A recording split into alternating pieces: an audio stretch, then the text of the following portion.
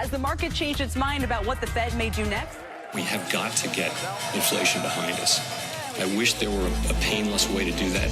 There isn't. Think of that number, and maybe more importantly, what do you think the Fed's going to do, and therefore what their equity is going to do?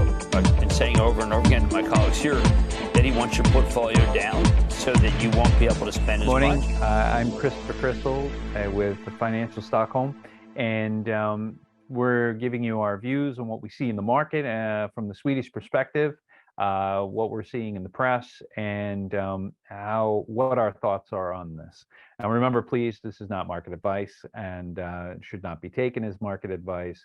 This is just something that are my viewpoints, and you should contact your own investment professional to get the advice you need.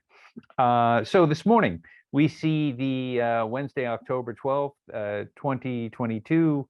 We see that the Swedish government will be receiving a process or receiving an update on how the process is forming for the new coalition government.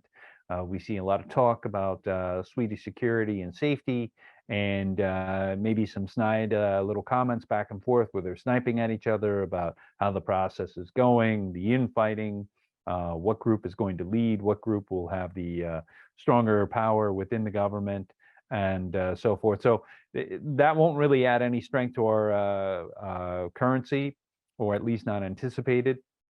We also see that the Russian attacks continue into Ukraine, and they are calling this retaliatory, and the Ukrainians are calling this Armageddon, and attempt to wipe them off the face of the earth. And so we also see that Russia has put in about 50,000 new troops around the border of their newly accessed territory, or voted on territory in their words. And so what does this mean? Does it mean that there will be a push down to the Dneiper River? Does it mean that the Ukrainian citizens will suffer through war? Does it mean that we are further away from the peace talks than we've ever been? Now, on that, we may see closer moves to the peace talks, because we're starting to see a little bit of a sea change in some of the discussions going on. So the Ukrainians, the Ministry of Finance, they've had a number of people working globally in the United States, talking to Wall Street, talking to BlackRock, in France, talking to the Rothschilds, and talking to the IMF, and discussing about the rebuild for Ukraine. Most of this will come in the form of private equity, and the discussion has largely been led or discussing a debt holiday structure to rebuild the roughly 350 billion euro need to rebuild Ukraine at this point. That's the estimated amount. And so while you have 70 billion from the United States thus far, or 60 to 70 billion thus far, going to Ukraine through Lend-Lease, and that the profits for that will go into the pockets of Uncle Sammy. However, the rebuild will largely go with private equity, and getting the global financing behind this would be necessary. And so we'll see how the further developments go there in terms of the financing structures and what it'll be. But obviously, there's a strong need for infrastructure. There's a strong need for power grids, rebuilds there. There may be new pipelines. There may be new bridges. There will be a number of things that have to be addressed. And this would certainly be a small bump for the global GDP. You may see an alleviation of some of the starvation we're seeing in Africa. And this would also be certainly an opportunity for those companies involved to do the rebuilding. Sweden has always had a strong historical tie to the Ukraine. And this money well that will be built through the private equity would help to grow the money trees. And those money trees would provide the bills or the currency for the helicopter money that would surely follow. So this is a very important step that we've had the Ukrainian Financial Ministry out lobbying for the rebuild efforts of Ukraine. And hopefully for the people of Ukraine and for those others that are suffering, we would see an alleviation of this. And we're not sure how any peace talks would go, but certainly there are some things to happen there. And then what we also have is in our Swedish press, we're relatively quiet. We're not talking so much about the company reports. We're leaving that to the banks and so forth to discuss. But we do see that there will be a focus on the economy and increased household spending costs for things like power, which will be a main driving focus.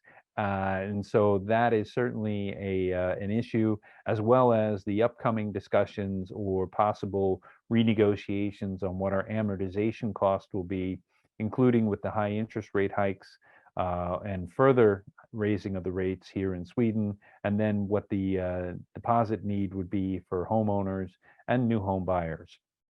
So as the risk capital increases, so does the risk and the capital needs for the investors into this. And this has been a strong part of the Swedish economy.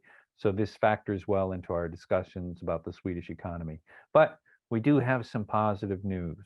There was a news article yesterday in the Wall Street Journal discussing fracking in Germany. Now, fracking in Germany has largely been put on hold. It's been a verboten word. And while Germany does require a lot of gas, and had been receiving 55% of their gas needs from the Nord Stream pipelines, you see the possibility of getting fracking going or re-going in Germany.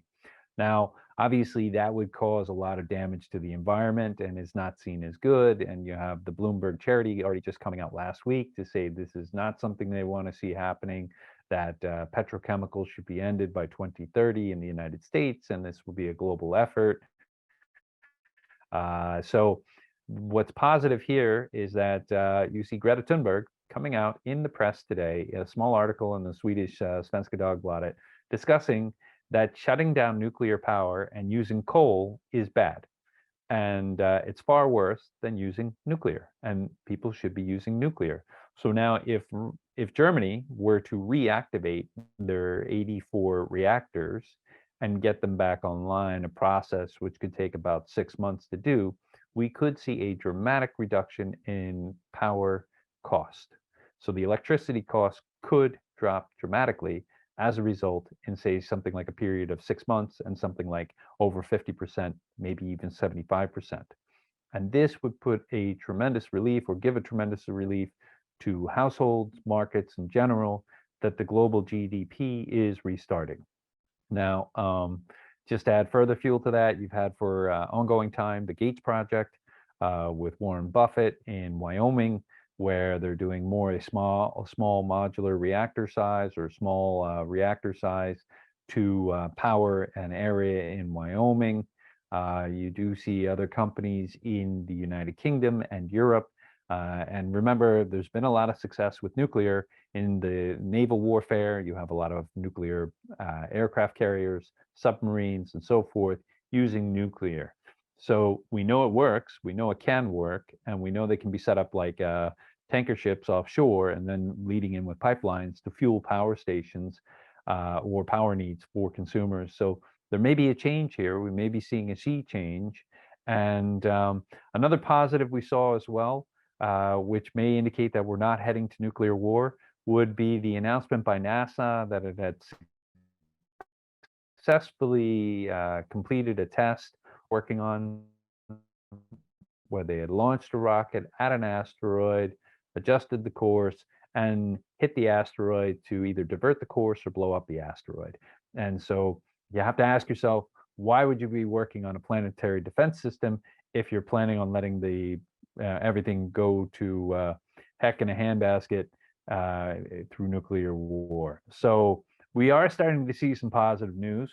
We may get some logistic issues that are coming up in the United States tied to the railroads and tied to trucking, and but these may be ameliorated by further talks of what could happen in the Ukraine and avoidance of a nuclear conflict. So with that, I wish you a good hunting in the market and happy days, and we'll come back to you tomorrow morning. And thank you very much. This is me, Christopher Crystal with Financial Stockholm, wishing you a great day. Thank you. Bye.